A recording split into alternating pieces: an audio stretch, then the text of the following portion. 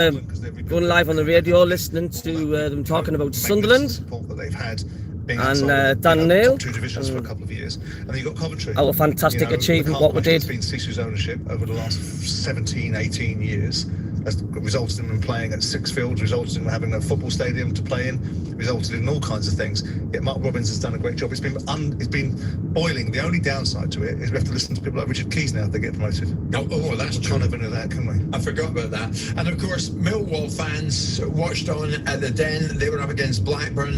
They were 3-1 up. Ended up losing by 4 goals to 3. My heart went out to him. I've got to say, whenever I approach Gary Rowett, he's always there for the show and always speaks to us. Yesterday, he had to speak post-match. Did it with dignity, but boy, were they disappointed. Yeah, I'm proud of all the players. I mean, players, staff, everyone at the club. I think we've worked incredibly hard to produce another excellent season. I think we've moved forward in different ways in terms of the team. I think we've moved forward in different ways in terms of the way the squad's looked. I think the likes of Zian coming in has had a massive impact. And again, these are things that we've had to work hard to try and do. We always wanted to go one step further this season. Look, it wasn't just about getting in the top 6, of course. It's about trying to get out of the league. So today would have been the first part of it. And we haven't managed to do that. We've got to accept the reasons why we didn't manage to do it. We've got to accept some of the things we might need to improve in order to be in a better position to handle this type of game or do the right things in this type of game. But I feel for the lads because I think they've given even a game like it was weird how they lost that game, Millwall. More very weird composure and professionalism. Very strange. I think that's really what's killed us. Millwall then miss out. Simon, I was there some weeks ago when I saw them play Burnley, and Company had Burnley knocking it about everywhere, looked odds on to win it, and then Millwall, the hard graft endeavour, got them a point that night. And Rowett's right.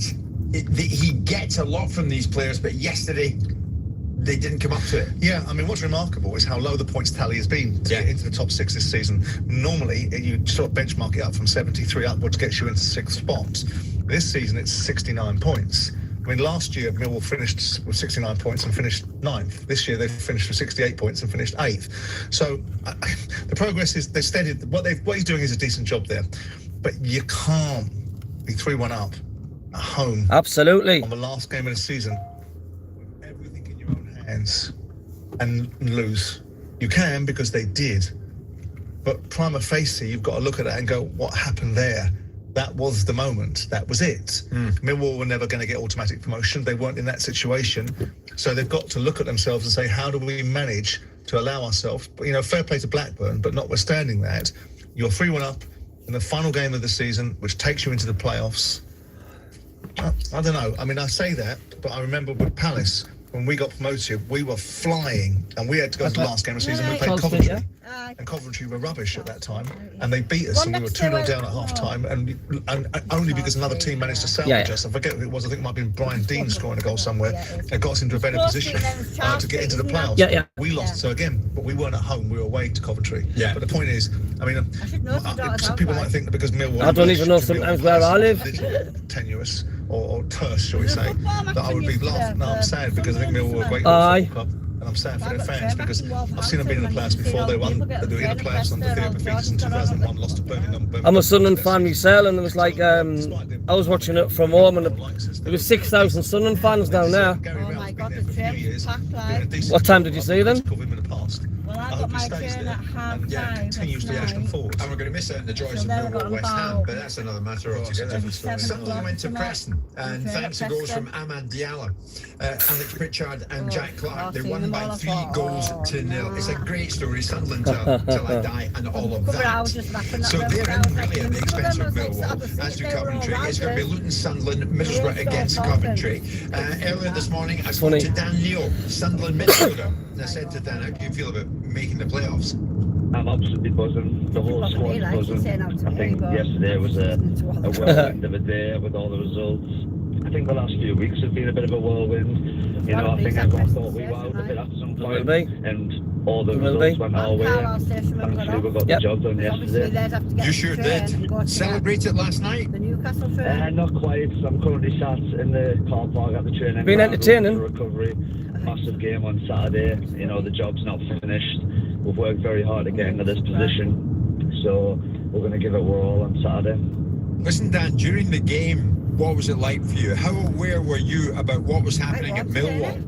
Really want put your window down if you want. 60 minutes or so, wasn't really aware of it. I don't think many of the squad, except the coaches and the lads on the bench, we had to focus on winning the game first and foremost, and it was 0-0 at half time. We needed to tweak some things because Preston were playing well.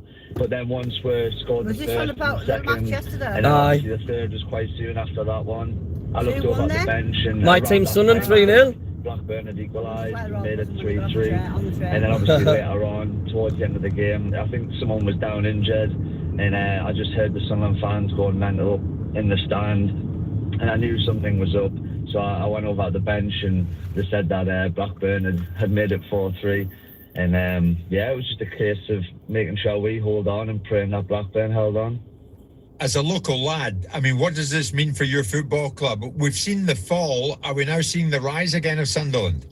Yeah, definitely. The fall was tough, you know. Obviously, I was there as a fan during the fall. I came in on a bit now, at 16, and it was our first year in League One. And I was desperate to get into the For note, really. as soon as possible, because For note, really. I wanted to be part of a squad that could potentially make history. And, you know, having the chance to potentially have back-to-back promotions could potentially be an amazing achievement. And I'm sure all the fans, I mean, they've been brilliant throughout the season. They come in the numbers every single week, and they've really helped us push to get to the point that we are in this season. After Burnley, Luton have lost the fewest number of games in the Championship, and it's Luton for you in the playoffs. Now, you've drawn with them twice, as you know. Is this going to be a semi-final of fine margins? Won't be as popular as Will and Kate. I think I've watched Luton a lot on the telly, and obviously we've played them, and they're a very tough team to break down. They've got the two big men up front, Morris and Adebayo, very dangerous, and they're just very good at what they do. They're a very organised team, well-coached team, and like you said, 2 1-1 draws this season. So I think it's going to be a game of fine margins, but you know, we've got things that I'm sure they're going to be worried about as well. I mean, our front players are up there with the best in the league, and I think it's going to be a great match for the spectators. So now it's the drama of the playoffs. What's the mindset get into it, do you think? I don't think you can think too much about the playoffs. I think the way we've got into the playoffs is almost taking that pressure off. I know it'll be difficult because the game's going to get built up, but we need to just think of it as any other game.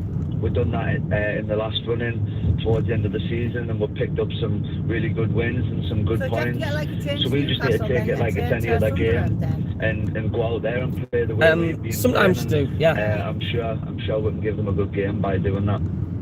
You know, Sam, that was Dan Neil, incidentally, of Sunderland. Thanks for the chat, Dan. Good lad he is. And Sunderland will be ready. About 11 miles. Ready because they've got there. They're up against Luton, Middlesbrough, Coventry in the other playoff semi-finals. You cannot help it's about 11 but miles, be a 12 miles. fan of the structure of this, Simon. If you win, If you win, you've been involved in it 3 times, I mean, presumably you do have a sleepless night the night before, but when it comes down to it, it's absolute theatre. You do and you don't. I mean, if you do, it's because you were there for a period of time and you were settled, your mindset was already there. If you sneak in the last game of the season, you tend to be a little bit more relaxed because it wasn't something you budgeted for. I was more relaxed when we got into the season we got promoted than I was in seasons when we were expected to win the league. When we got relegated in the first season from the Premier League, the following season we were expected to win the league, so we sort of stayed in the top 6 for most of the season. Then managed to poke the bed by being 3-0 at home by Watford. But I don't think there's a better thing than the playoffs. People talk about how to get promoted. There's something quite unique about winning through the playoffs. It's a different journey, a different trajectory. You end up in a massive stadium at the end of it, whether it's Millennium Stadium in our case or Wembley Stadium as it is now. And there's just something about that moment when you win a playoff final. Of course, there's also the converse argument, which is that there's not something about the moments when you lose the playoff semi-finals. Games that you think you should win. But I think the playoffs for promotion is a brilliant. Charles and Camilla unpopular. No, I agree with you actually. So out of it all, who goes up? We've got Luton, Sunderland, then Middlesbrough, Coventry, playoff semi-finals. Which two get to Wembley?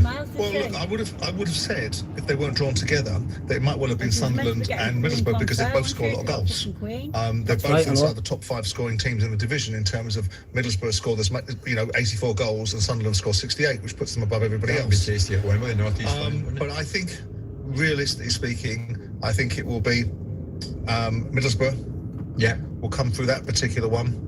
And Luton or Sunderland? I think Luton. Yeah. Okay, Dan Neil, hopefully you're no longer listening after that. All the semi-finals live on playoff semi-finals, Luton, Sunderland, home and away, Middlesbrough, Coventry, live in TalkSport, and then the final itself at Wembley. I'll be there with the EFL. My God, so will a packed house Saturday. Terrific stuff. White. Do the Sunderland fans behave themselves then? They'll be having themselves. I'm just talking a bit dirty, you know, to like.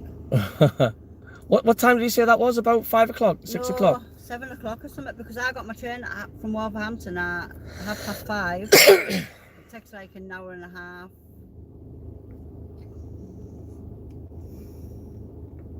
Have there been thousands down there? Absolutely thousands. Honestly. Did you not know about it, no? No. I phoned my partner, went, oh, there must have been a fucking football match on here. Oh, they'll have been very, very loud because they won 3 out. They'll have been loud because they won 3-0. Nah, they were loud. Y'all got on drinking and...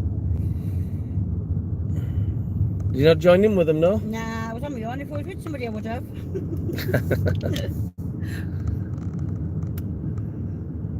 I'd been saying, get a can of that then.